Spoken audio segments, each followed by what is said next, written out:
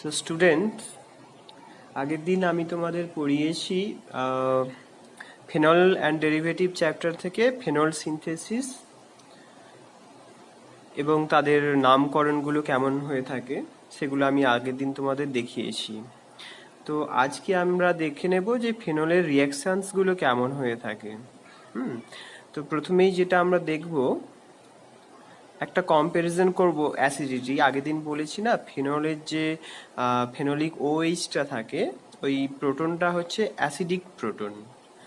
তো সেই জন্য এটা কখনো কখনো পরীক্ষাতে আসে কি ফেনলের অ্যাসিডিটি বেশি না অ্যালকোহলের অ্যাসিডিটি বেশি। তো সেই জন্য এটা একটু ডিসকাস করে দিচ্ছি।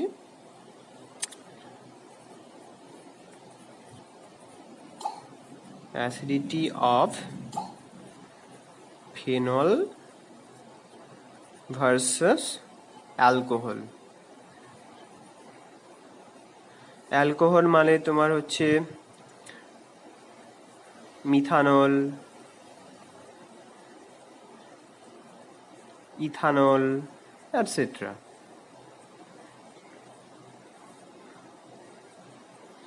তো এখানে বলা হচ্ছে যে ফেনলের অ্যাসিডিটি বেশি দেন অ্যালকোহল। অ্যাসিডিটি ব্যাপারটা কি জিনিস? অ্যাসিডিটি হচ্ছে প্রোটন ডোনেশন ক্যাপাবিলিটি। তুমি যদি ফেনলটা দেখো, ফেনল হচ্ছে একটা অ্যারোমেটিক যৌগ যার মধ্যে একটা ফিনাইল রিং রয়েছে এবং একটা হাইড্রোক্সিল গ্রুপ রয়েছে, রাইট? তো এবার এই হাইড্রোক্সিল গ্রুপ থেকে এই যে প্রোটনটা দেবে, এটা কে অ্যাকসেপ্ট করবে? পিএইচ যখন আমরা ভাববো, অ্যাসিডিটি যখন আমরা ভাববো, তখন এটা এই প্রোটনটা ডোনেট করবে ওয়াটারকে এবং একটা ইকুইলিব্রিয়াম তৈরি হবে। সেই ইকুইলিব্রিয়ামে কি তৈরি হলো তাহলে? রাইট হ্যান্ড সাইডে তৈরি হলো ও মাইনাস ফেনোলেট আয়ন, এটা প্লাস H3O প্লাস।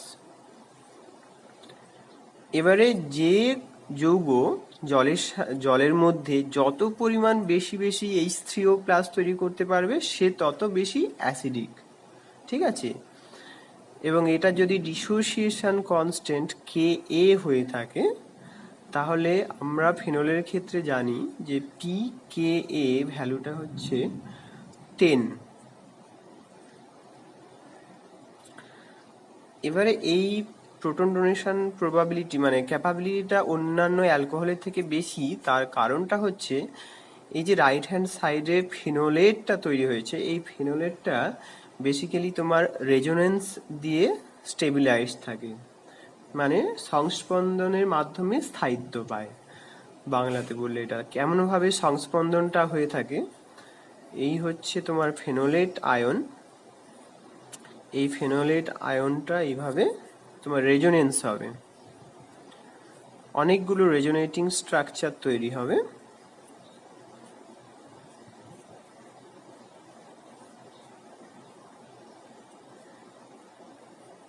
আবার এইখানে যে নেগেটিভ চার্জটা তৈরি হলো, আবার এ রেজোনেট করবে এইভাবে।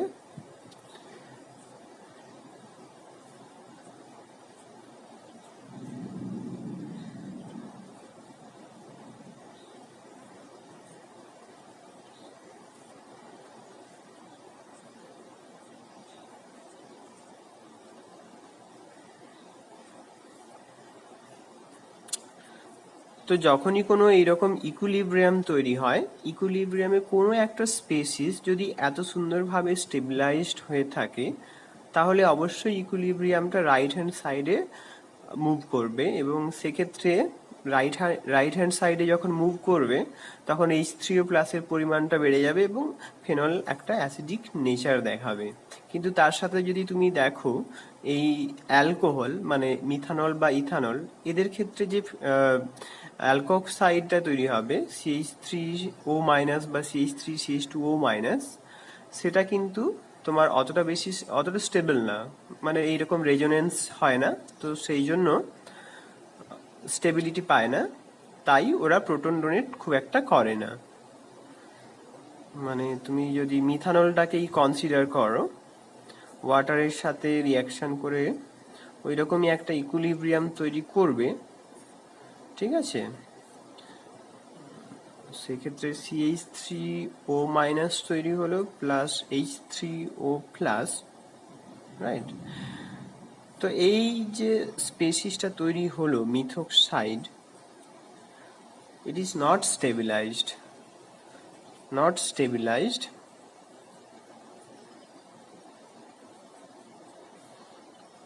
by resonance। তার জন্য এক্ষেত্রে ইকুইলিব্রিয়ামটা অতটা বেশি রাইট হ্যান্ড সাইডে থাকবে না, কারণ এটা একটা খুব একটা স্টেবল আয়ন তৈরি হলো না। তো সেই জন্য মিথানলের প্রোটন ডোনেশন ক্যাপাবিলিটিটা অত বেশি নয় ফেনলের তুলনায়। তার জন্য phenol is more acidic than methanol. তো এটা লিখে দিই আমি, ফেনক্সাইড আয়ন, এই phenoxide ion is stabilized by resonance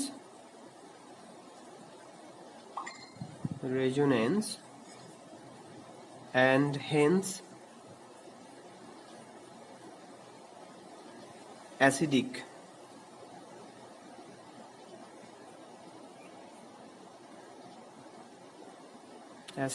in nature।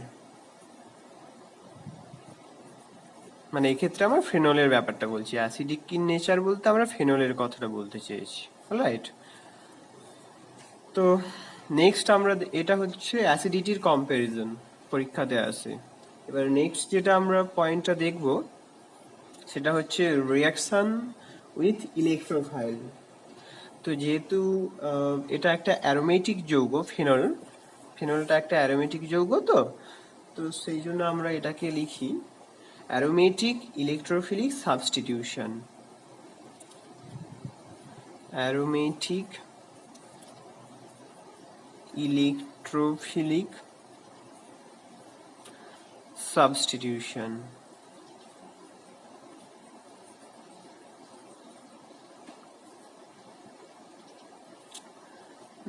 তো ফেনল খুব সুন্দরভাবে অ্যারোমেটিক ইলেকট্রোফিলিক সাবস্টিটিউশনে টেক পার্ট করে। আমি প্রথমে ইন জেনারেল একটা ইলেকট্রোফিলিক সাবস্টিটিউশন কেমন হয়ে থাকে সেটা আমি বলে দিচ্ছি।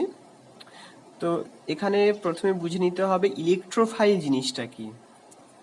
What is electrophile? ইলেকট্রোফাইলকে আমরা ডিনোট করে থাকি ই প্লাস হিসেবে, মানে এমন একটা আয়ন যেটা কিনা ইলেকট্রন নিতে পারে। মানে ইলেকট্রোফাইল হচ্ছে এমন একটা আয়ন অর নিউট্রাল স্পেসিসও হতে পারে, যার মধ্যে একটা ডেল্টা প্লাস চার্জ থাকবে, পার্শিয়াল পজিটিভ চার্জ থাকবে। তো আয়ন লেখাটা ঠিক হবে না, মানে আয়নও হতে পারে বা নিউট্রালও হতে পারে, কিন্তু তার মধ্যে একটা ডাইপোলার পজিশন, পোলারিটি থাকবে এবং সেই ডেল্টা প্লাস থাকতে হবে। সেখান থেকে ইলেকট্রোফাইল হিসেবে কাজ করতে পারবে। পরে পরে আরো একটু বুঝিয়ে দেব। তো দ্যাট অ্যাকসেপ্টস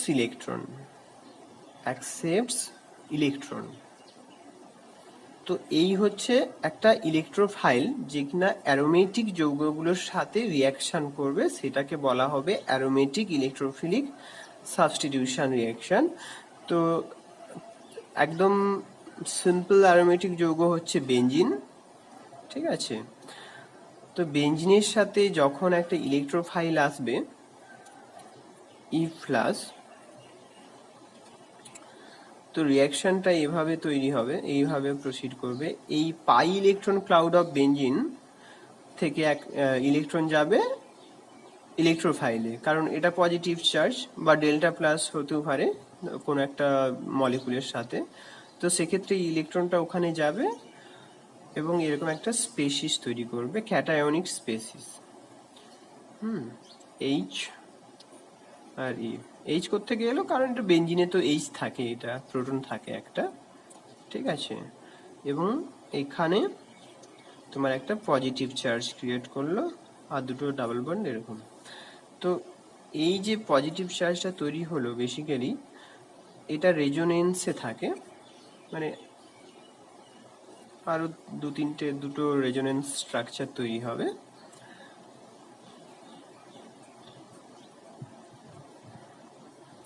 এখানে ডাবল বন্ড পড়লো, এখানে প্লাস, আবার একটা রেজোনেন্স স্ট্রাকচার তৈরি হলো, সেটা হচ্ছে এইটা।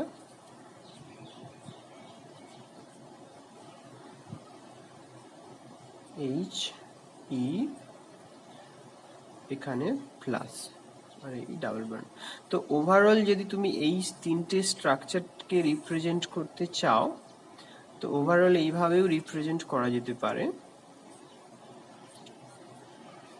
এইচ ই এবং সেক্ষেত্রে পজিটিভ চার্জটা এই এতগুলো কার্বনের মধ্যে ডিস্ট্রিবিউটেড আছে। ইন দ্য নেক্সট স্টেপ, পরের স্টেপে কি হবে, একটা প্রোটন বেরিয়ে যাবে। প্রোটন যে বেরিয়ে গেল সেক্ষেত্রে এই জিনিসটা তৈরি হয়ে গেল ই।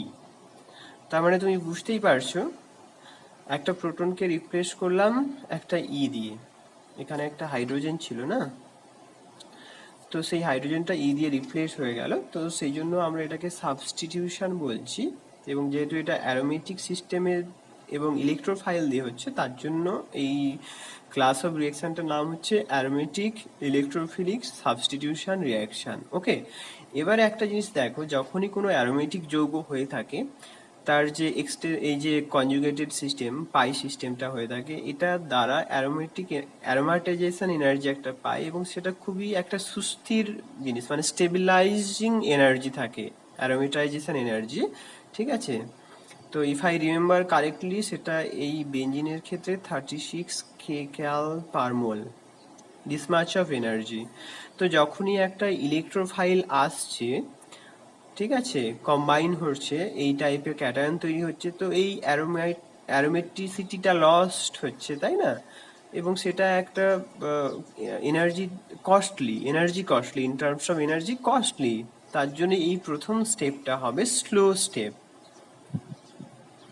ঠিক আছে, তার কারণ তুমি অ্যারোমেটাইজেশনটা ব্রেক করছো বেঞ্জিনের। কিন্তু ইন দ্য নেক্সট স্টেপ, মানে সেকেন্ড স্টেপে যেটা হচ্ছে, একটা প্রোটন বেরিয়ে যাচ্ছে এবং সেই প্রোটনটা বেরিয়ে যাওয়ার ফলে সিস্টেমটা আবার অ্যারোমেটিসিটি পাচ্ছে।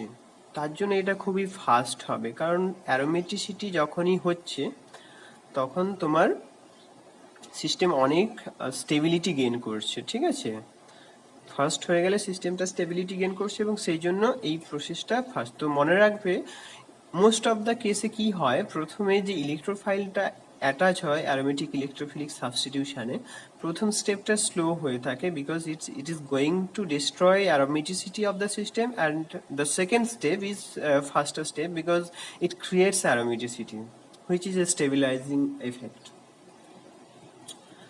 তো আমরা এবার দেখে নেব ফেনলের ইলেকট্রোফিলিক সাবস্টিটিউশন রিয়াকশনগুলো কেমন হবে। তো তার আগে আমাদেরকে জেনে নিতে হবে ফেনলের সংস্পন্দনটা, মানে রেজোনেন্সটা কেমন হয়ে থাকে। Resonance of phenol.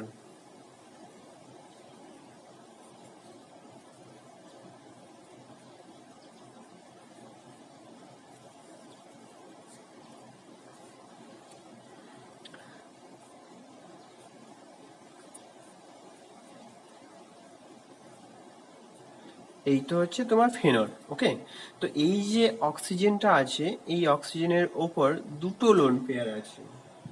Alright, oxygen যখন দুটো সিগমা বন্ড করে দুটো অ্যাটমের সাথে বা এর সাথে যুক্ত থাকে, তো তখন অক্সিজেনের উপর দুটো লোন পেয়ার থাকে। ওই দুটো লোন পেয়ারের মধ্যে যে কোনো একটা লোন পেয়ার রেজোনেন্সে টেক পার্ট করবে এবং এই রকম সিচুয়েশন ক্রিয়েট হবে, অনেকগুলো রেজোনেটিং স্ট্রাকচার তৈরি হবে।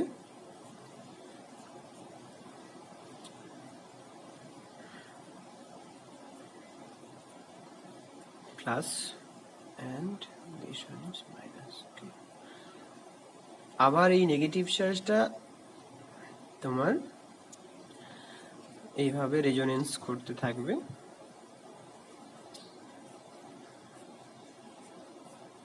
এখানে নেগেটিভ চার্জ, এখানে OH প্লাস। তো আবার একটা রেজোনেন্স হবে,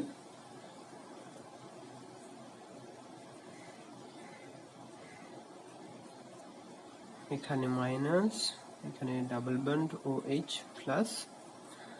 ওকে, দেন কেমন হচ্ছে, এইখানে ডাবল বন্ড আর এখানে ডাবল বন্ড। ওকে, তো ওভারঅল ব্যাপারটা, সিনারিওটা কি দাঁড়ালো, যে একটা ফিনল, ওভারঅল সিচুয়েশনটা দাঁড়ালো একটা ফিনলের মধ্যে OH এখানে নেগেটিভ। দেখো রেজোনেটিং স্ট্রাকচারগুলো তুমি যদি দেখো সেক্ষেত্রে বুঝতে পারবে নেগেটিভ চার্জগুলো কোন কোন কার্বনের উপর জেনারেট হয়েছে। এই কার্বনটার উপর জেনারেট হয়েছে, যেটা কিনা অর্থ বলা হয় with respect to this phenolic substitution. Okay, this is অর্থ পজিশন এখানে, দিস ইজ প্যারা পজিশন। ওকে, মানে ফেনল যেখানে আছে তার থেকে 4 নম্বর পজিশনে আছে, 1 2 3 4 প্যারা পজিশন। আবার এটা একটা অর্থ পজিশন, নেগেটিভ চার্জগুলো তৈরি হয়েছে। তো নেগেটিভ চার্জগুলো তাহলে এখানে একটা তৈরি হচ্ছে, এই কার্বনের উপর নেগেটিভ চার্জ, এই কার্বনের উপর নেগেটিভ চার্জ, এই কার্বনের উপর নেগেটিভ চার্জ। তাহলে দুটো অর্থ পজিশন এবং একটা প্যারা পজিশনের উপর নেগেটিভ চার্জ তৈরি হচ্ছে, মানে বেশি নেগেটিভ চার্জ থাকছে। অ্যান্ড তার মানে হচ্ছে যখন আমাদের একটা ইলেকট্রোফাইল রিয়াকশন করবে, সেই ইলেকট্রোফাইলগুলো এই পজিশনগুলোতেই রিয়াকশন করবে, মানে দুটো অর্থ পজিশন আর একটা প্যারা পজিশনের সাথে রিয়াকশন করবে। তো প্রথম পয়েন্ট হচ্ছে electrophile will react with two ortho and one para positions। 2 number point হচ্ছে যে রেজোনেটিং স্ট্রাকচারগুলো এক্সপ্লেইন করছে যে এই যে অক্সিজেনের উপর লোন পেয়ারটা, সেটা রেজোনেন্সের মাধ্যমে এই অ্যারোমেটিক রিং এর মধ্যে চলে আসছে কিছুটা পরিমাণ। দেখো অ্যারোটা দিয়ে তো ওটাই বোঝানো হচ্ছে যে ইলেকট্রন, এই যে লোন পেয়ার অফ ইলেকট্রন, এটা এই অ্যারোমেটিক বলয়ের মধ্যে ঢুকছে। তার মানেটা কি হচ্ছে, ফেনল মানে ফেনলের যে অ্যারোমেটিক রিংটা তৈরি হচ্ছে, ফেনলস ফিনাইল রিং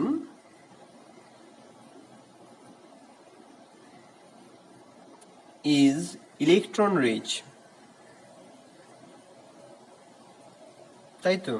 তো ইলেকট্রন রিচ হওয়ার জন্য এটা সাসেপ্টেবল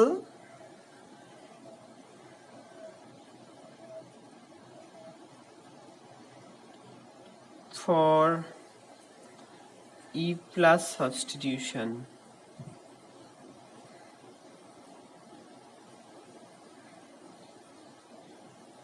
এই সাসেপ্টেবল বানানটা ভুল আছে।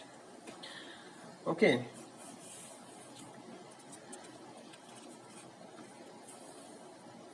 তো এই হলো ব্যাপার, একটা general explanation of aromatic electrophilic substitution reaction associated with phenol।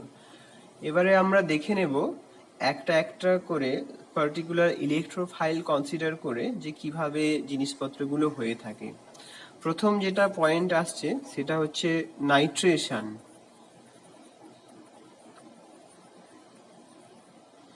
Nitration ব্যাপারটা কি, যদি ফেনল নেওয়া হয়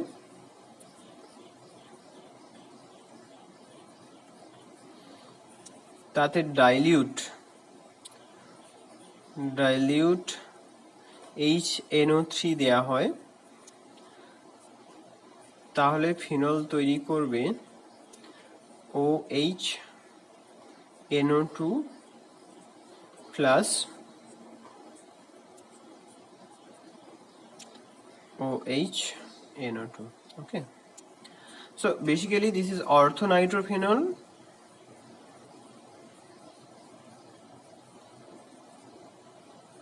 আর এটা হচ্ছে প্যারানাইট্রোফেনল।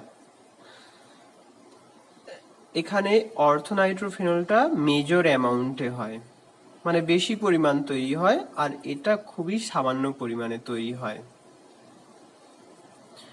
রিঅ্যাকশনের মেকানিজমটা কি? এই যে নাইট্রিক অ্যাসিড আছে, নাইট্রিক অ্যাসিডটাকে তুমি এরকম করে ভেঙে লিখতে পারো, ওকে। তো সেটা একটা প্রোটনেশন হবে, প্রোটনেশন হয়ে কি হবে, H2O প্লাস NO2, অলরাইট। দিয়ে এখান থেকে একটা ওয়াটার রিলিজ করবে, H2O, তার সাথে কি তৈরি হবে, একটা NO2 প্লাস। এটা আমাদের ইলেকট্রোফাইল, E প্লাস, রাইট। তো এবারে তোমরা বুঝতে পেরেছো যে এই নাইট্রো NO2 প্লাসটা ফেনলের সাথে রিঅ্যাকশন করবে কেমন ভাবে, সেটা এই হচ্ছে ফেনল, তার সাথে NO2 প্লাস রিঅ্যাকশনটা হবে, এবং এটা একটা স্লো, ফার্স্ট স্টেপটা স্লো, আমি আগেই বুঝিয়েছি ফার্স্ট স্টেপটা স্লো হবে, অ্যারোমেটাইজেশনটাকে ডিস্ট্রয় করছো তোমরা ফার্স্ট স্টেপে। OH, ওকে, এখানে প্লাস NO2, অলরাইট। এই হচ্ছে ব্যাপার ফার্স্ট স্টেপে। তারপরে এটা প্রোটন রিলিজ করে দেবে, এইভাবে প্রোটন রিলিজ করবে, এইভাবে।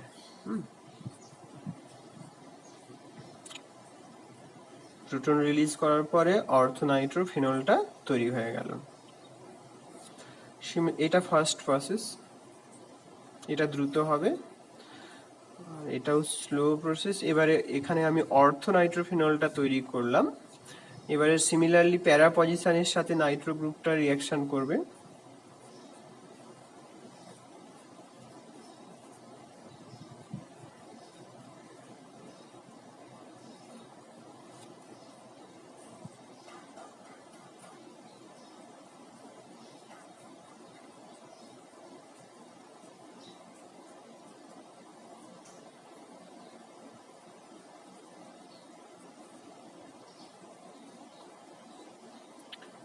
ঠিক আছে। তো স্বাভাবিকভাবেই তোমাদের মনের মধ্যে একটা প্রশ্ন এসে যাওয়া উচিত যে আমি যখন বললাম যে অর্থ পজিশনে বেশি প্রোডাক্ট তৈরি হচ্ছে, প্যারা পজিশনে কম প্রোডাক্ট তৈরি হচ্ছে, তো সেটার কারণটা কি?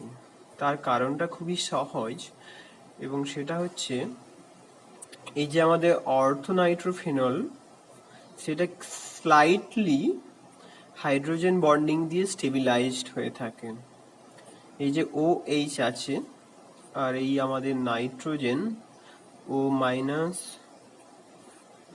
প্লাস, এই যে নাইট্রো গ্রুপ, এই O মাইনাসের সাথে একটা ইন্টারাকশন তৈরি হবে, এবং সেটা তোমার এই কম্পাউন্ডটিকে স্টেবিলিটি দেবে। তার জন্যই এই অর্থোনাইট্রোফেনলটা বেশি পরিমাণে তৈরি হয়। কি হলো ব্যাপারটা তাহলে? প্যারা নাইট্রোফেনল is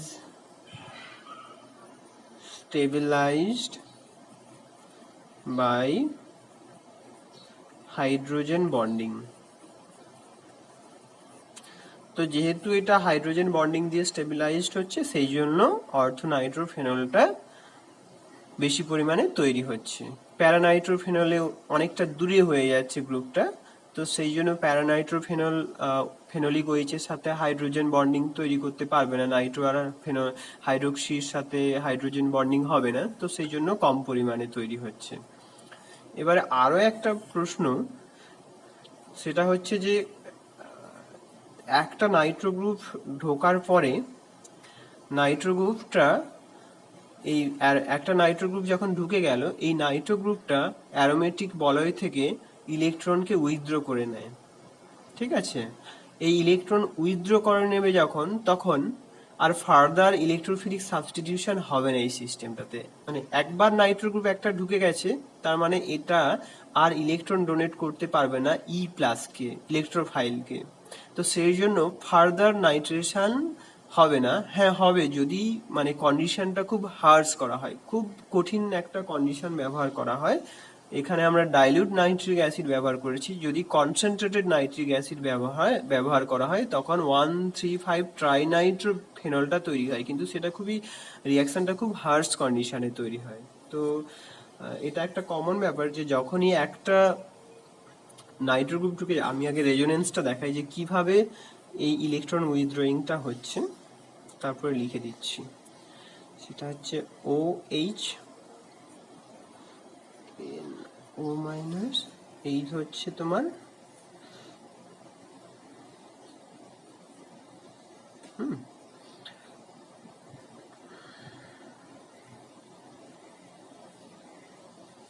এইভাবে অ্যারোমেটিক বলয় থেকে ইলেকট্রনটা নাইট্রো গ্রুপের মধ্যে চলে যায়। তার মানে এই যে Nitro group is a strong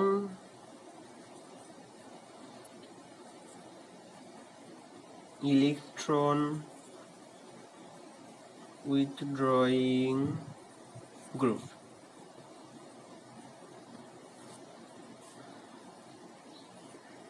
Once one nitro group is substituted, one nitro group is attached,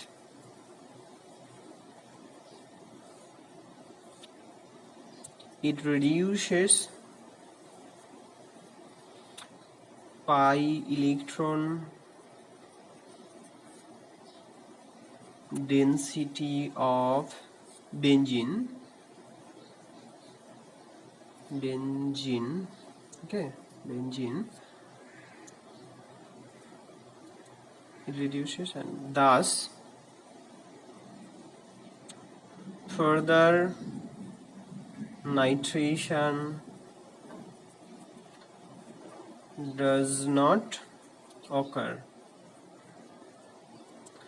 কিন্তু যদি হার্শ কন্ডিশন ইউজ করা হয়, তখন একের বেশি নাইট্রো গ্রুপ ঢুকতে পারে, কিন্তু নর্মাল রিয়াকশন কন্ডিশনে হার্শ কন্ডিশন ইউটিলাইজ করা হয় না, তো তাই স্বাভাবিকভাবে একটা নাইট্রো গ্রুপই ইনসার্ট হয়। তুমি যদি ডাইলিউট নাইট্রিক মানে লঘু নাইট্রিক অ্যাসিড ইউজ করো,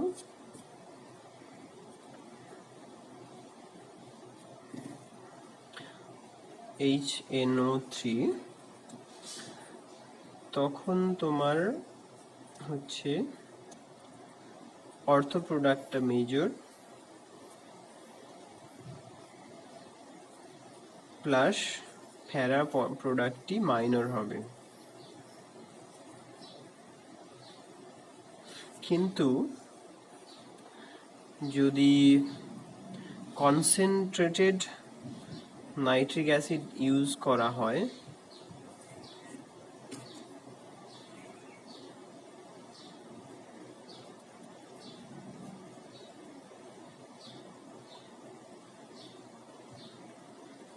তখন 3টে নাইট্রো গ্রুপ ইনসার্ট হয়ে যাবে। ইউজুয়ালি নর্মাল রিঅ্যাকশন কন্ডিশনে একটা হয়, কিন্তু খুব হার্শ কন্ডিশন না, কনসেন্ট্রেটেড কন্ডিশন ইউজ করলে 3টে নাইট্রো গ্রুপে ইনসার্ট হয়ে যায়। এবং এই কম্পাউন্ডটার নাম হচ্ছে 1,3,5 ট্রাইনাইট্রোফেনল। এটা আরেকটা নাম আছে পিক্রিক অ্যাসিড।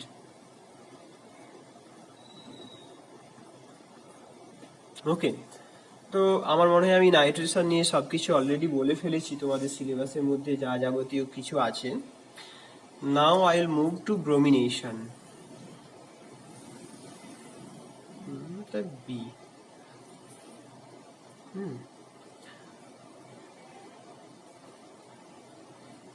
ব্রোমিনেশন। তো ব্রোমিনেশন রিঅ্যাকশনটা কি? যখন ফেনলের সাথে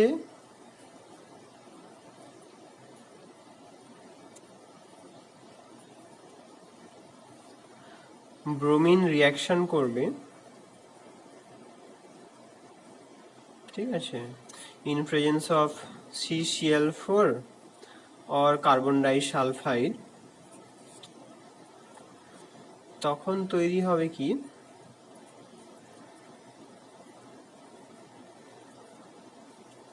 ব্রোমিন প্যারা প্লাস অর্থ।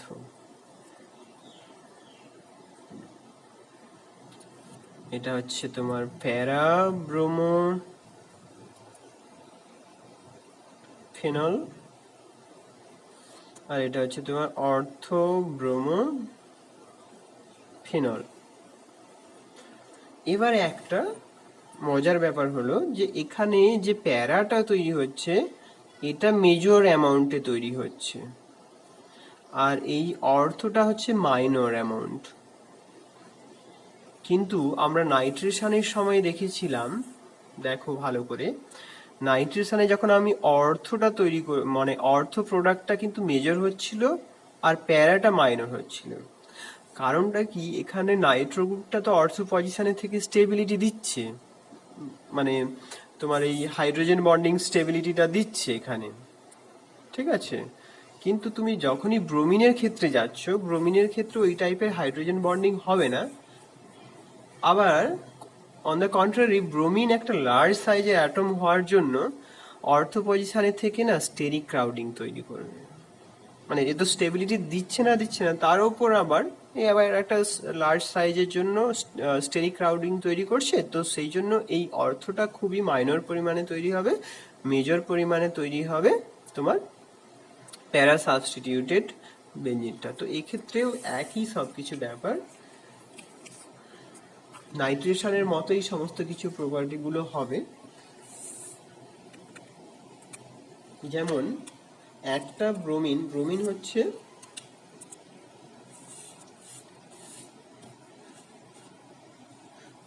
হচ্ছে এই যে ব্রোমিন, এর হচ্ছে মাইনাস আই এফেক্ট আছে। মাইনাস আই এফেক্ট মানেটা হচ্ছে ইন্ডাকটিভ এফেক্ট। মানে নেগেটিভ ইন্ডাকটিভ এফেক্ট। তার জন্য কি করবে, একটা ব্রোমিন অ্যাটাচ হয়ে যাওয়ার পর one bromine is attached, electron density of benzene reduces, and তার জন্যই further bromination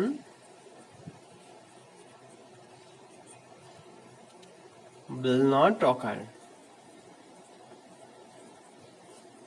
কেমন ব্যাপারটা হবে, এই যে তোমার অর্থ পজিশনেই থাকুক বা প্যারা পজিশনেই থাকুক, এই ফেনলের সাথে ব্রোমিনটা অ্যাটাচ হয়ে গেল। ব্রোমিনটা অ্যাটাচ হয়ে যাওয়ার পর এই নেগেটিভ আই এফেক্ট দ্বারা, মানে থ্রু বন্ড ইলেকট্রন অ্যাট্রাকশন করে নেবে। তো এইটাকে হচ্ছে মাইনাস আই এফেক্ট বলা হচ্ছে। এই মাইনাস আই এফেক্টটার জন্য এর ইলেকট্রন ডেন্সিটিটা রিডিউস হয়ে যাবে। Electron density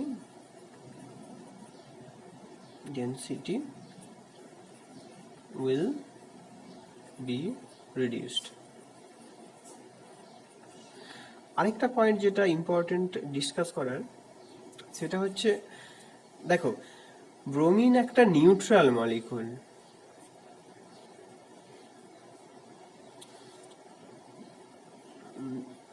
neutral and non পোলার,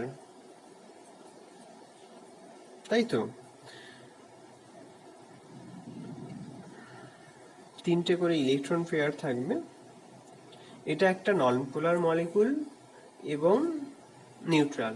তাহলে how it behaves as an electrophile, very important question. আমাদের ইলেকট্রোফাইল হওয়ার জন্য ক্রাইটেরিয়াটা হচ্ছে আইদার ডেল্টা প্লাস সিচুয়েশন থাকতে হবে অথবা একটা ফুললি পজিটিভ চার্জ থাকতে হবে, তা না হলে ইলেকট্রোফাইল হিসেবে কাজ করবে না। তাহলে এটার আনসারটা কি হবে? ওয়েল, তুমি যদি রিয়াকশন মেকানিজমটা দেখো, ফেনল আছে, ফিনলটা রিয়াকশন করার জন্য মানে কাছে যখনই আসবে ব্রোমিনের সাথে ফিনলের একটা ইন্টারঅ্যাকশন তৈরি হবে। এর একটা পাই ইলেকট্রন ক্লাউড আছে, সেই পাই ইলেকট্রন ক্লাউডের সাথে এলে এটা ইনডিউসড হবে। ইনডিউসড হয়ে যাওয়ার পর এখানে একটা ডেল্টা প্লাস চার্জ তৈরি হবে, এখানে একটা ডেল্টা মাইনাস চার্জ তৈরি হবে। হ্যাঁ, এটাকে বলা হয় ইনডিউসড ডাইপোল।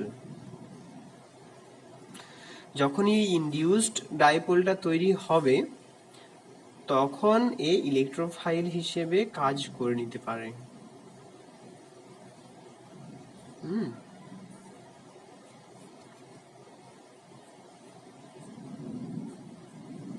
এটা একটা স্লো প্রসেস।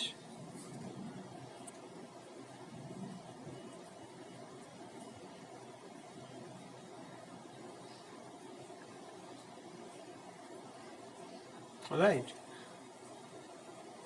তারপরে একটা প্রোটন বেরিয়ে গেলেই প্যারা পজিশনে ব্রোমিনেশনটা হয়ে যাবে। সিমিলারলি তোমরা অর্থ পজিশনের জন্য করে নিতে পারো। অর্থ পজিশনে রিয়াকশন হলে কি হবে, এখানে এইচ, এখানে ব্রোমিন, এখানে প্লাস চার্জ, নাইট্রেশনের মতোই মাইনাস এইচ প্লাস, এবং একটা স্লো প্রসেস।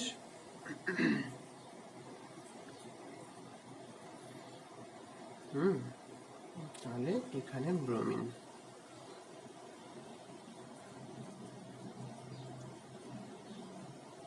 এটা যেহেতু ব্রোমিন হাইড্রোজেন বন্ডিং দিতে পারে না কিন্তু লার্জ সাইজ, তার জন্য প্যারা পজিশনে তৈরি আসে এবং মেজর অ্যামাউন্ট প্যারাব্রোমোবেনজিন, প্যারাব্রোমোফেনল, আর এটা হচ্ছে মাইনর, কম পরিমাণে তৈরি হয়ে থাকে।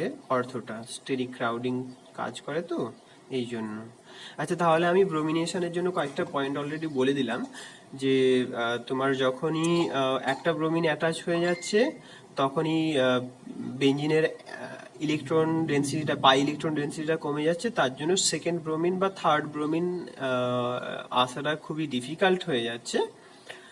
তার জন্যই একটা ব্রোমিনেশনের পরে সেকেন্ড ব্রোমিনগুলো সেকেন্ড ব্রোমিনেশন বা থার্ড ব্রোমিনেশনটা কম কম পরিমাণে তৈরি হয়। হয় না যে তা নয়, খুবই কম পরিমাণে তৈরি হয়, একদম কম পরিমাণে।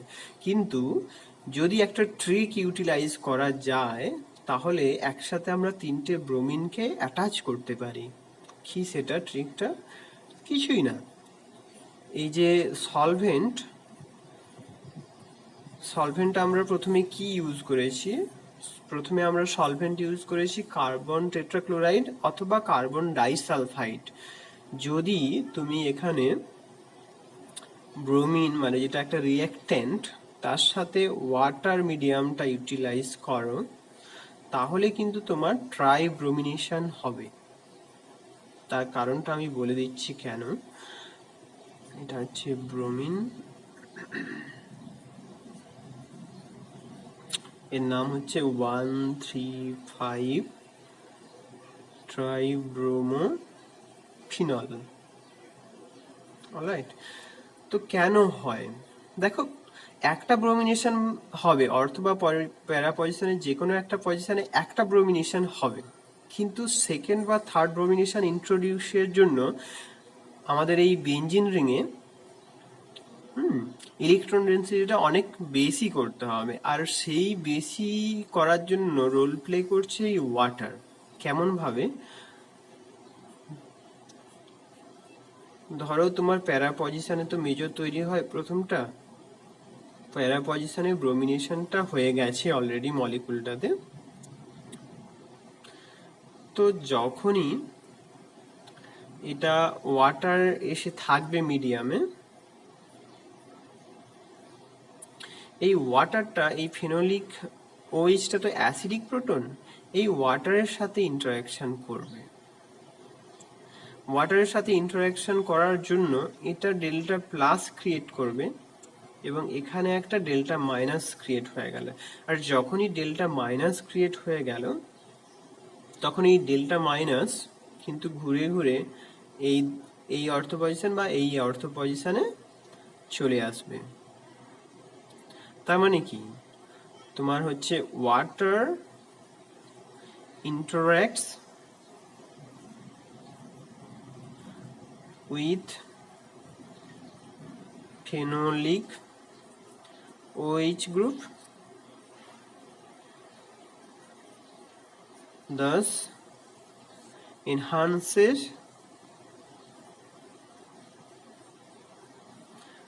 electron density of the aromatic ring,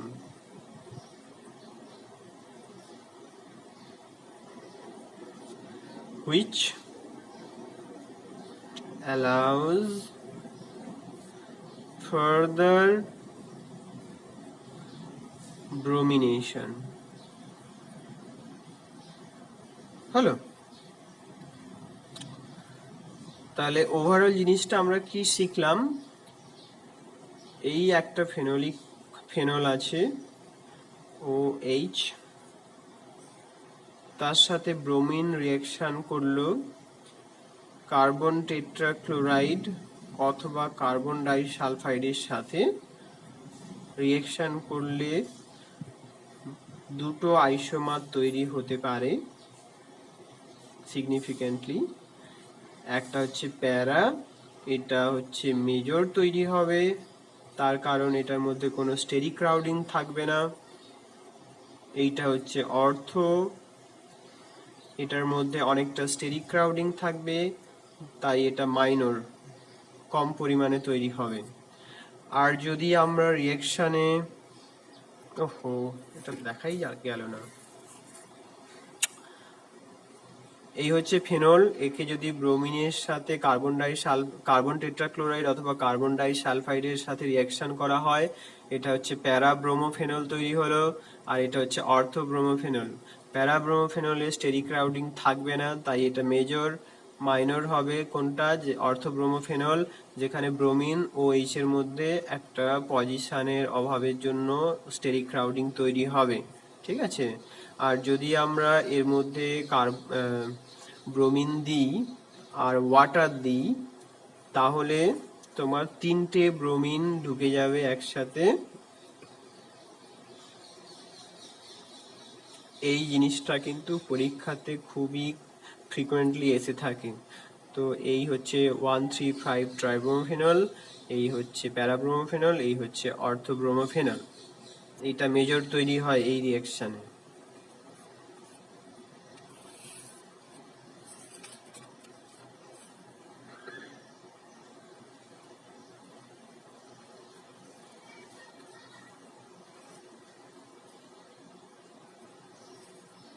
আচ্ছা, এবারে আমরা দেখে নেব 3 নম্বর অ্যারোমেটিক ইলেকট্রোফিলিক সাবস্টিটিউশনটা।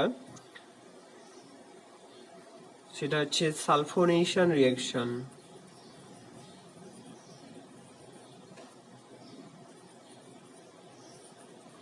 আমরা এতক্ষণ পর্যন্ত দুটো রিঅ্যাকশন পড়লাম, সেটা হচ্ছে নাইট্রেশন প্রথমটা, দ্বিতীয়টা হচ্ছে ব্রোমিনেশন।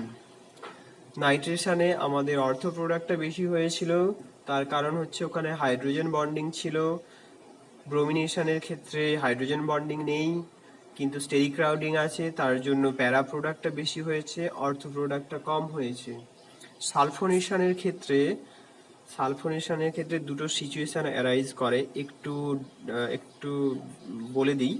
সেটা হচ্ছে ফেনলের সাথে তুমি যদি H2SO4 এর রিয়াকশন করো, H2SO4টায় ডাইলিউট থাকলে হবে না, কনসেন্ট্রেটেড H2SO4 ইউজ করতে হবে। কনসেন্ট্রেটেড H2SO4 যদি তুমি লো টেম্পারেচারে রিয়াকশন করো, লেটস সে 288 কেলভিন, তাহলে অর্থ প্রোডাক্ট তৈরি হবে।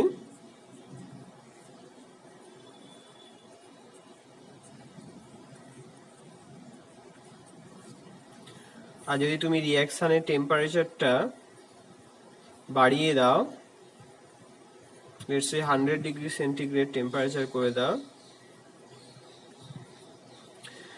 তাহলে প্যারা প্রোডাক্টটা তৈরি হবে বেশি।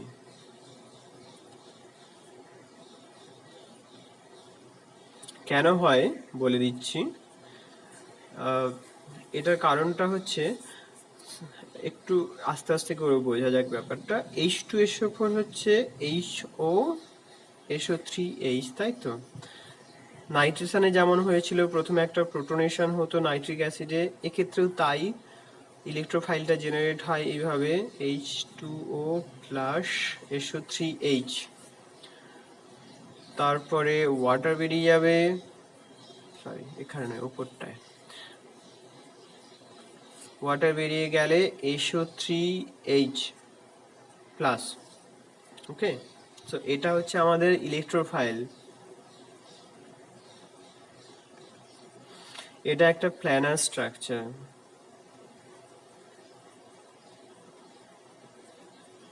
যখনই কোনো একটা স্ট্রাকচার প্ল্যানার হয়ে থাকে, সেটা অনেক ওরিয়েন্টেশন নিতে পারে, তো সেজন্য ওরা খুব একটা জায়গা নিয়ে মারামারি করে না। জায়গা নিয়ে মারামারি না করলে তোমার ওই স্টেরিক ক্রাউডিং এর ব্যাপারটা অ্যারাইজ করবে না, ঠিক আছে? তাহলে যখন স্টেরিক ক্রাউডিং নেই, তখন ফেনোলিক OH এর সাথে আবার এটা হাইড্রোজেন বন্ডিংও কিছুটা করতে পারবে। তার জন্য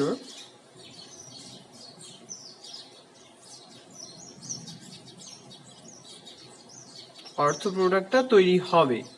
কিন্তু যখনই এটা রিয়াকশন করে গেল SO3H থেকে, এটা রিভার্সেবল রিয়াকশন, যখনই SO3H এর সাথে রিয়াকশন করে গেল, তখনই এটা আর এই SO3Hটা প্ল্যানার থাকছে না, প্ল্যানার থেকে এটা টেট্রাহেড্রাল হয়ে যাচ্ছে। টেট্রাহেড্রাল হয়ে যাওয়ার জন্য, যেহেতু টেট্রাহেড্রাল হয়ে যাচ্ছে আর প্ল্যানার নেই, সেহেতু এবারে এটা স্টেরিক ক্রাউডিং করবে। মানে রিয়াকশনের আগে পর্যন্ত এটা ছিল যে বাবা আমি প্ল্যানার স্ট্রাকচার কোনো স্টেরিক ক্রাউডিং দেবো না, কিন্তু রিয়াকশন হয়ে যাওয়ার পরেই দেখা যাচ্ছে যে ভুল করে রিয়াকশনটা হয়ে গেছে। রিয়াকশনটা হয়ে যাওয়ার পরেই এটা আবার টেট্রাহেড্রালে ট্রান্সফর্ম হয়ে গেছে। তার জন্য কি হবে, যদি তুমি খুব পরিমাণ হিট দাও, ঠিক আছে, হিট মানে টেম্পারেচার রাইজ করো 100 ডিগ্রি সেন্টিগ্রেড or 373 কেলভিন, তাহলে কি হবে, আবার রিয়াকশনটা কারেকশন হতে শুরু করবে। কেমন?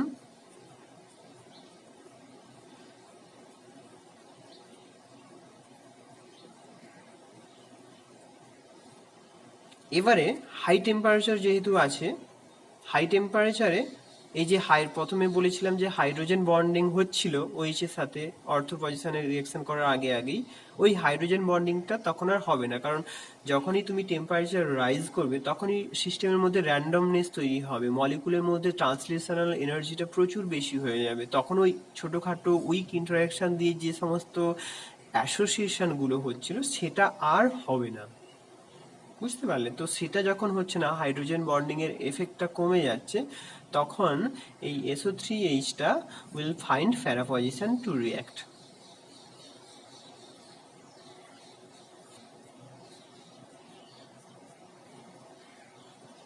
এটাকে কেমিস্ট্রির ভাষাতে এরর কারেকশনও বলা হয়ে থাকে। এটা একটা প্রসিডিওর, এই প্রসিডিওরটা হচ্ছে এরর কারেকশন।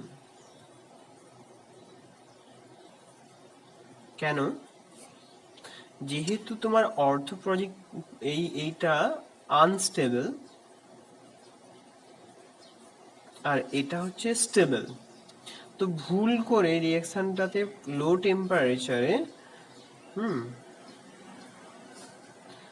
টেম্পারেচারে ভুল করে রিয়াকশনটাতে অর্থ পজিশন হয়ে গেছে, সেটা আবার এররটা কারেকশন হয়ে প্যারা পজিশনে গেছে, এবং এটা থার্মোডাইনামিক্যালি স্টেবল সিচুয়েশনে সমস্ত সিস্টেম তো অ্যাপ্রোচ করার চেষ্টা করে, তো এটাও একটা থার্মোডাইনামিক্যালি স্টেবল হচ্ছে, তো এই জন্য এটা বলা হয় থার্মোডাইনামিক্যালি কন্ট্রোল প্রোডাক্ট। থার্মোডাইনামিক্যালি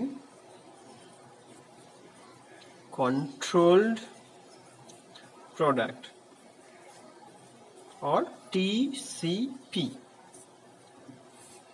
আর এই যে প্রথমে জিনিসটা তৈরি হয়েছে, এটা তো লো টেম্পারেচারে হয়েছে, তো সেই জন্য এটাকে বলা হয় কাইনেটিক্যালি কন্ট্রোলড প্রোডাক্ট, কেসিপি। তো বেসিক্যালি এটা টেম্পারেচার ডিপেন্ডেন্ট, কি টেম্পারেচারে তুমি রিয়াকশনটা করছো, সালফোনেশন রিয়াকশনটা, তার উপর ডিপেন্ড করে যাচ্ছে কোন পজিশনে SO3H গ্রুপটা ইনসার্ট হবে। লো টেম্পারেচারে রিয়াকশনটা করলে অর্থ পজিশনে SO3 গ্রুপ ইনসার্ট হবে, হাই টেম্পারেচারে রিয়াকশন করলে SO3Hটা মানে সালফোনেশনটা হবে প্যারা পজিশনে। অলরাইট, তো আমি ফেনলের আরো একটা ইলেকট্রোফিলিক সাবস্টিটিউশন রিয়াকশন দেখাবো, তো সেটার একটা স্পেশাল নাম আছে।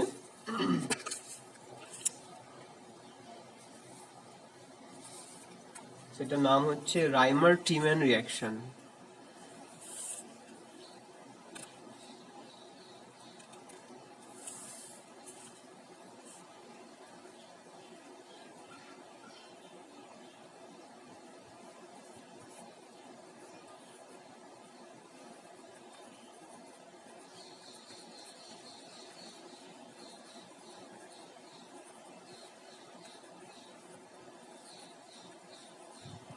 এটা তোমাদের সিলেবাসে আছে, মানে যতগুলো পড়াচ্ছি সবগুলোই তোমাদের সিলেবাসে আছে, এবং খুবই কম কম পড়াচ্ছি, মানে কম পড়াচ্ছি, অনেক বেশি পড়িয়ে দিলে সেটা আরো ডিপের মধ্যে চলে যাবে, তা না করে একটু কম করেই পড়াচ্ছি, যেগুলো সিলেবাসের মধ্যে আছে শুধু সেগুলোই। রাইমার-টিম্যান রিয়াকশনটা কিরকম? একটা ইলেকট্রোফিলিক সাবস্টিটিউশন রিয়াকশানই, স্পেশালি ফেনল আছে, এই ফেনলের সাথে যদি CHCl3 মানে ক্লোরোফর্ম দেওয়া যায়, আর in presence of aqueous NaOH দেওয়া যায়,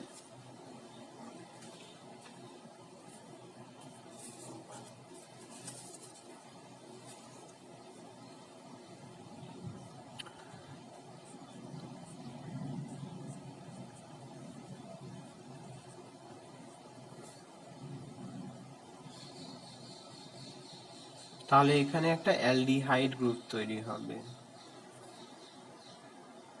এটাকে বলা হয়, এই কম্পাউন্ডের নাম হচ্ছে স্যালিসাইল অ্যালডিহাইড।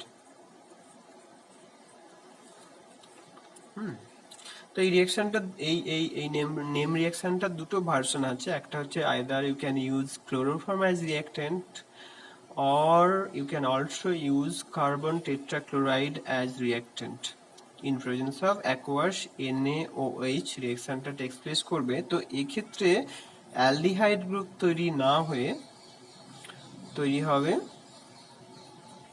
তোমার কার্বক্সিলিক অ্যাসিড গ্রুপ CO2H। তো এই কম্পাউন্ডটার নাম হচ্ছে স্যালিসাইলিক অ্যাসিড।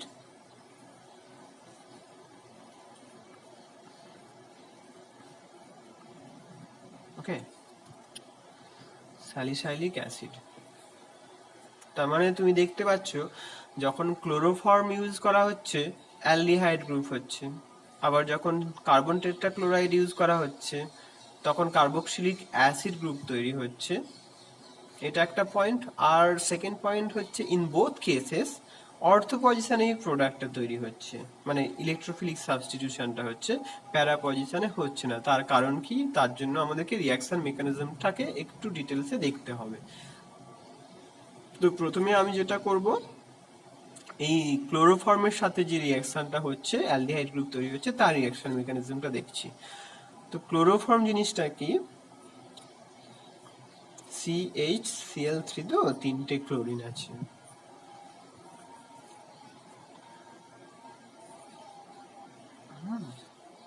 তো একটা হাইড্রোক্সাইড আসবে, হাইড্রোক্সাইড এসে এই প্রোটনটাকে অ্যাবস্ট্রাক্ট করে নেবে। অ্যাবস্ট্রাক্ট করলে মাইনাস ওয়াটার হয়ে গেল, আর যেটা পড়ে রইল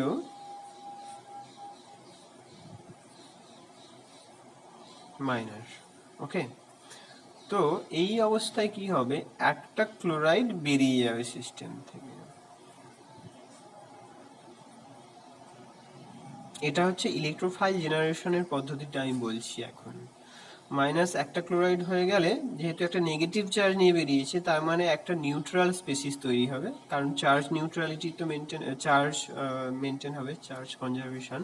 তো সেক্ষেত্রে তোমার একটা বেরিয়ে গেল নেগেটিভ, তার মানে পুরো সিস্টেমটা হচ্ছে তোমার CCl2। এটা একটা নিউট্রাল স্পেসিস। এক্ষেত্রে কার্বন অনলি দুটো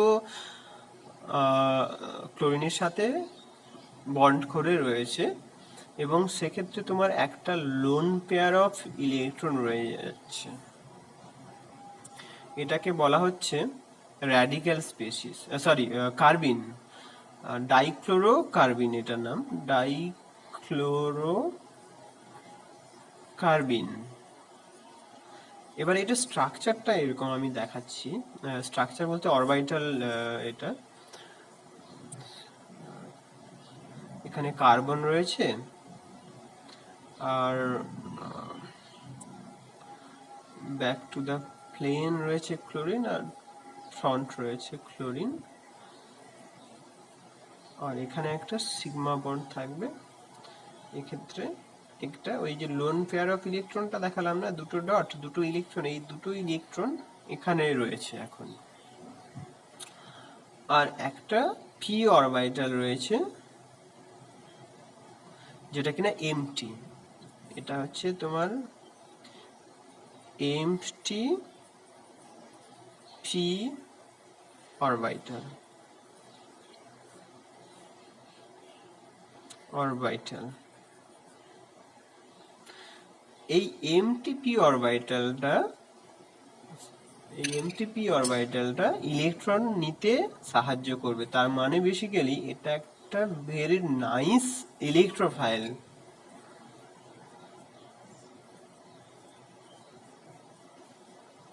বোঝা গেল? যেহেতু এখানে একটা পিওর পি অরবিটাল রয়েছে, যেটার মধ্যে কোনো ইলেকট্রনই নেই, পি অরবিটাল গুলো লো লাইং হয়ে থাকে, মানে এনার্জেটিক্যালি লো লাইং হয়ে থাকে, খুব সুন্দরভাবে ইলেকট্রন অ্যাকোমোডেট করতে পারবে। তো যেহেতু এক্ষেত্রে আরেকটা পয়েন্ট বলে দিই, যে দুটো ইলেকট্রনই কিন্তু একটা অরবিটালের মধ্যে রয়েছে, আর একটা অরবিটাল ফাঁকা আছে, এই টাইপের সিচুয়েশনটাকে বলা হচ্ছে সিংলেট। এটা একটা সিংলেট কার্বিন। ওকে,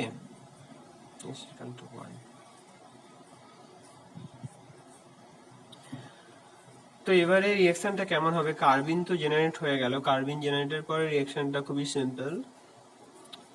কার্বিনটা হচ্ছে ইলেকট্রোফাইল। এখানে তোমার ফেনলটা রয়েছে,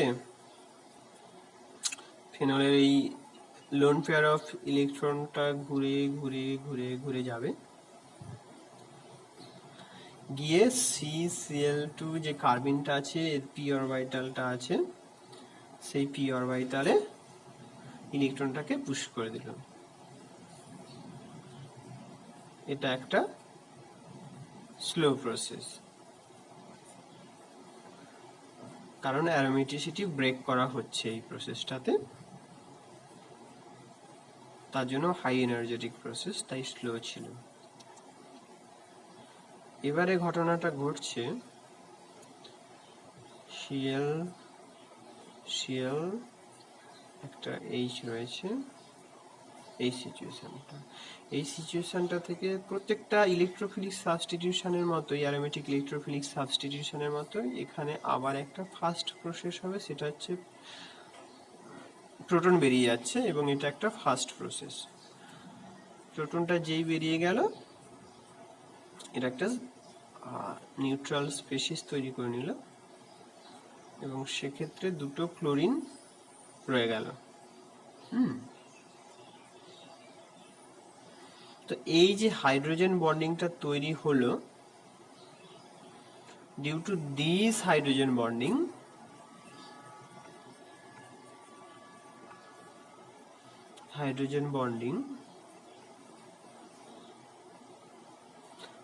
ortho substitution occurs. ওকে, তো নেক্সট স্টেপে কি হবে, এটা একটা ইন্টারমিডিয়েট স্টেপ। এর সাথে হাইড্রোক্সাইড আয়ন দুটো রিঅ্যাকশন করবে এবং দুটো হাইড্রোক্সাইড আয়ন অ্যাড করো, দুটো ক্লোরাইড আয়ন বের করে দাও, মানে এটাও একটা সাবস্টিটিউশন রিঅ্যাকশন SN2 টাইপের হবে। OH COH OH এই সিচুয়েশন দাঁড়ালো। এবারে এইরকম একটা, যখন একটা কার্বনের মধ্যে দুটো হাইড্রোক্সি গ্রুপ থাকবে সেগুলো আনস্টেবল হয়ে থাকে, they are very much prone to release water by this way. OH এটা কম্বাইন হয়ে গেল, ওয়াটার রিলিজ করে দিল। ওহো, দেখা যাচ্ছে না। তো এরকম দুটো হাইড্রোক্সি থাকলে, দুটো হাইড্রোক্সি গ্রুপ থাকবে যখন একই কার্বনের সাথে, এইভাবে তারা একটা ওয়াটার রিলিজ করে দেয়, -H2O। তো সেটাতে কি দাঁড়ালো ব্যাপারটা, OH CHO, অর্থো স্যালিসাইল অ্যালডিহাইড। পুরো ব্যাপারটা বোঝা গেল, কেন অর্থো পজিশনে হচ্ছে, রিঅ্যাকশনটা কি সেটা বোঝা গেল। এবারে যে রাইমার-টিম্যান রিঅ্যাকশনের এই পোর্শনটা আমরা বুঝলাম যে কিভাবে অর্থো পজিশনে হচ্ছে আর কিভাবে হঠাৎ করে ইলেকট্রোফাইল থেকে CHO জেনারেট হচ্ছে, মানে অ্যালডিহাইড গ্রুপ। এবারে আমরা দেখে নেব যে CCl4 এর সাথে রাইমার-টিম্যান রিঅ্যাকশনে কিভাবে কার্বক্সিলিক অ্যাসিডটা তৈরি হচ্ছে এবং কিভাবে সাবস্টিটিউশনটা হচ্ছে। এটা খুবই সিম্পল, তোমার হবে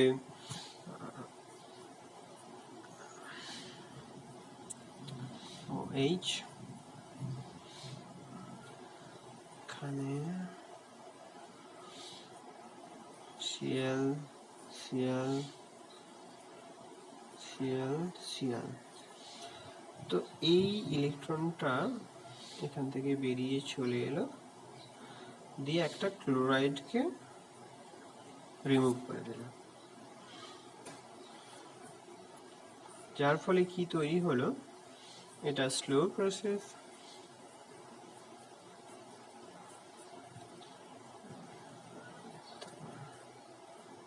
OH প্লাস তৈরি হলো, আর এখানে H, আর এখানে CCl3। CCl4 ছিল কিন্তু একটা ক্লোরাইড তো বেরিয়ে গেছে, একটা ক্লোরাইড বেরিয়ে যাওয়ার পরে তাহলে তিনটে CCl হলো, তিনটে ক্লোরাইড রইল CCl3।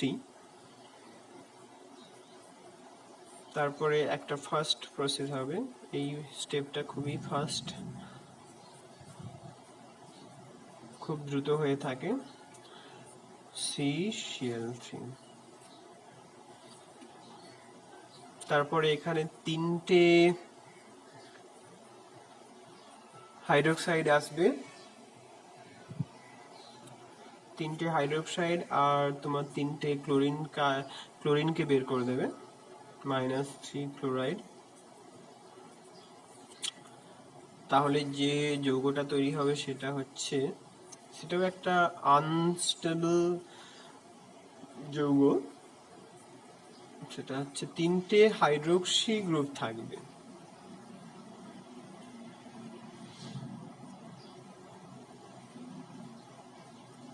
এবার যখনই তিনটে হাইড্রোক্সি গ্রুপ একটা কার্বনের সাথে অ্যাটাচ থাকবে, সেটাও খুব সহজে জল বের করে দেয়, ওয়াটার রিলিজ করে। তো যখন একটা মলিকুল অফ ওয়াটার রিলিজ হয়ে গেল, তখনই দেখো বাকি রয়ে গেল, মানে এটা একটা কার্বনিল তৈরি করে দিল না, এই এই এই এই টাইপের ইলেকট্রনের মুভমেন্টটা কার্বনিল তৈরি করে দিল, এই হাইড্রোক্সিটা বেরিয়ে গেল, আর এই হাইড্রোক্সিটা থেকে যাবে, তার মানে একটা কার্বনিল আর একটা ওএইচ, সেটা কিনা কার্বক্সিলিক অ্যাসিড বেসিক্যালি।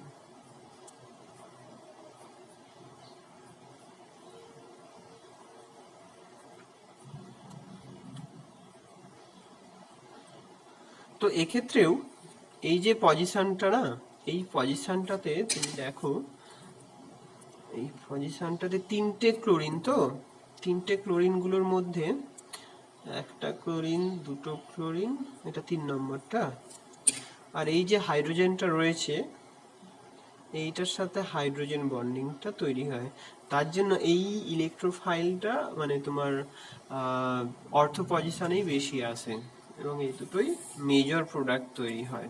এটাও অর্থ পজিশনের অ্যাটাক, অর্থ ইলেকট্রোফিলিক সাবস্টিটিউশনের অ্যাটাক, এটা এটা মেজর, আর এটাও মেজর। আর মাইনরটা অবভিয়াসলি প্যারা পজিশনে, কারণ ফেনোলিক ওএইচ গ্রুপ থাকলে অর্থ আর প্যারা ডাইরেক্টিং হয়ে থাকে, প্রথমেই বুঝিয়েছি। তো যে মাইনর প্রোডাক্টটা হবে তাতে এই প্যারা পজিশনটাই শুধু অ্যালডিহাইড গ্রুপ থাকবে, এই অর্থ পজিশনে থাকবে না। এক্ষেত্রেও সেটাই, অর্থ পজিশনে কার্বক্সিলিক অ্যাসিড থাকবে না, প্যারা পজিশনে কার্বক্সিলিক অ্যাসিড থাকবে, সেটা হচ্ছে মাইনর কম্পাউন্ড। তো এই হচ্ছে ফেনল, তোমার ফেনল যে অ্যারোমেটিক যৌগটা রয়েছে, অ্যারোমেটিক কম্পাউন্ড, তার যে সমস্ত রিয়াকশানস তোমাদের সিলেবাসে আছে, আরও অনেক রিয়াকশানস আছে ফেনল নিয়ে, এগুলোই তোমাদের সিলেবাসে আছে। পরের দিন আমি তোমাদের আর কয়েকটা জিনিস দেখাবো, মানে ফেনলের ডেরিভেটিভস গুলো নিয়ে আর কয়েকটা রিয়াকশান দেখাবো, তারপরে ফেনল এই চ্যাপ্টারটার, এই ফেনলিক পার্ট, ফেনল পার্টটা শেষ, ফেনল অ্যান্ড ডেরিভেটিভ চ্যাপ্টারটার কিছুটা পার্ট শেষ হবে তখন।